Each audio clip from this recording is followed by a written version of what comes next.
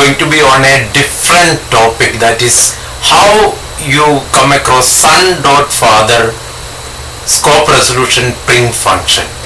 How is that usually happening? So many students ask me this question, so I will just explain this from beginning. It's like let's say you have a class called father, and it has got some public constructor and functions. Let's say there is a function called print, void print, and you also have inherited a son from the father. Sorry, it has to be written public father, then you write, let's say, another function inside this which is also in public, which is also called void print. So that means print is there in both the places. Now in a main function, let's say you are creating an object of the son. I call it son s. Now I am creating a pointer of the father, star ptr is equal to new father or something you can say, otherwise you can leave it like this. Then I say ptr is equal to, I initialize with the object of the son. So now if I say s.print, it is not going to print, s.print is not going to print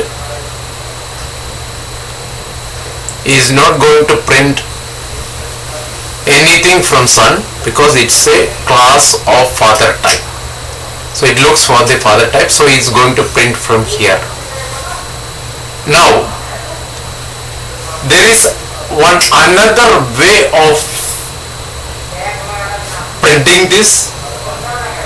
There is another way of printing this, that is like you can call, you know that actually you through pointer you can do this using ptr, then arrow mark, then print. You know that you can achieve this.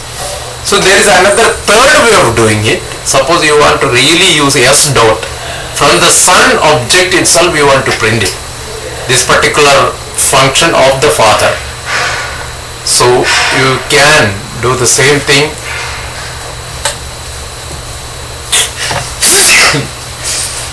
in a different way, that is s.father, then double colon, that is scope resolution operator, print. That means this is going into the father print function and you are calling using dot convention. So this we can see it practically right now. See, open the C++ compiler,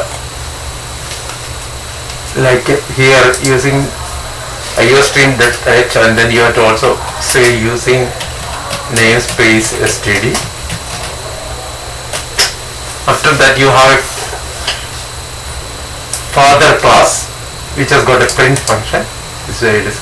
I have a inherited son class from father, where that also got a print function. Now what I am doing, I am creating a son s, this is an object of the son, but I have a type of the father pointer. So father pointer has been assigned with the son object. Though it is assigned with son object, whenever I say father pointer print, it will go and print from the father, because it's of the type father. It's looking for the type. After that I can say s.father scope resolution print. You can see this practically how this runs.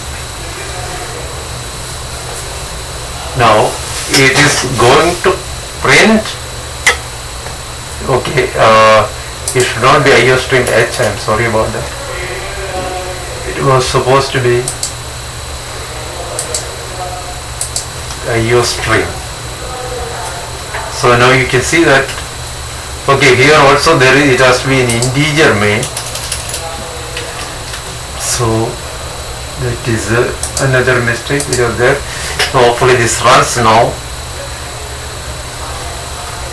And if it gives an error, this is actually the read-only file. Okay, it's a read-only area I am executing this file from. So that is nothing to do with C++. So what I am going to do is I am going to just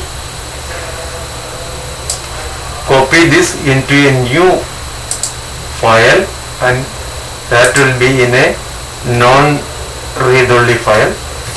So I can, it's called untitled3 now.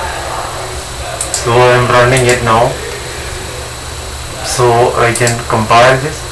So now it is going to give the real output. You can see that son.print is going to print from inside the son class. After that, print from inside the father class. So the print from the son class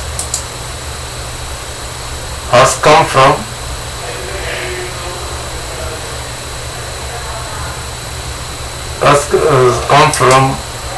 this first function, that is father print. Then s.father.print, that is second part, which was printed. So print from inside son class, and second it comes print from inside father class. So this has printed from the father class purposefully,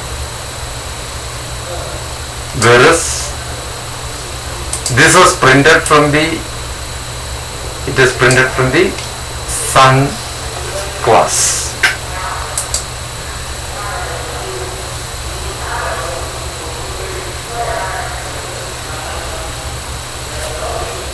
Okay, then thank you.